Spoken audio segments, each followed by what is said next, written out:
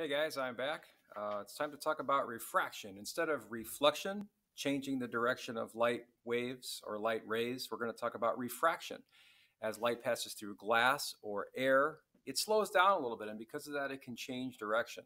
So imagine slamming the brakes while you're slamming on the brakes while you're driving, and only having the wheels on the right side grip. The wheels on the left side might skid. Your car would actually spin out if that were to happen. That's kind of analogous to what happens to light. When it passes from air, for example, into glass, it slows down. And since part of it slows down before another part, it changes direction. Well, I'm here to give you a little bit of advice on the refraction problems. You'll find that they're hopefully a lot simpler and a breath of fresh air compared to some of those mirror problems we were doing. But let's take a look at this one. We have a problem about extra dense glass. Essentially, these problems use Snell's law. You can see Snell's law, as you saw from the notes, is n sine theta equals n sine theta. It helps us predict, based on the density of different materials, what angle a ray of light will be refracted or bent at because of the fact that it slows down. So you can see here that the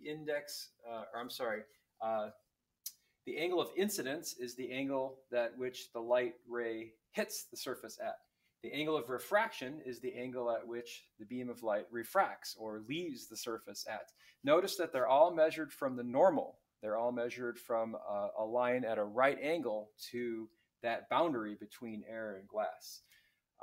Once you understand that, though, the mathematics is pretty simple. We simply need to remember that the n of air, or the index of refraction of air, is approximately 1. We're asked to find the index of refraction of glass. We do that with this equation. From here, it's simple problem solving to see that the index of refraction for the glass that they're asking for is 1.7. So now that you've seen the problem, I don't know if you can see this online, but I'm going to hold up this glass, this beaker with some water in it and a glass rod, and hopefully you can see that it is bending just a little bit, and it really isn't bent, of course. We know that it's not, but it's the fact that the light that's entering the glass and the water and then coming back out the other side is being slowed down a little bit, and therefore it's changing direction as it does that. All right, so the answer key's posted for the rest of these. Of course, you can check your work. We'll move on to one of the tougher ones, though, number 5. I at least set it up for you. The reason why this is difficult, it's not because the math is any harder, it's just because it's kind of a 3-part problem. We have light passing from air into one material. These are 3 different glass blocks with different indices of refraction. So I've sort of indicated that here by showing that the index of refraction in air is 1. That beam of light bends a little bit as it passes into this block of glass.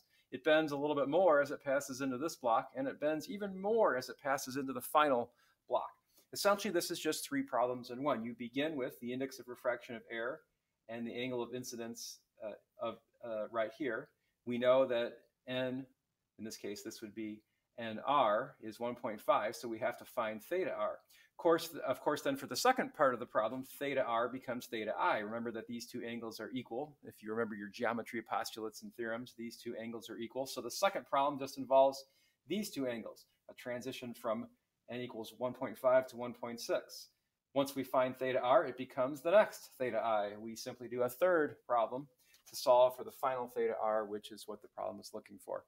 Good luck. Let me know if you have any questions.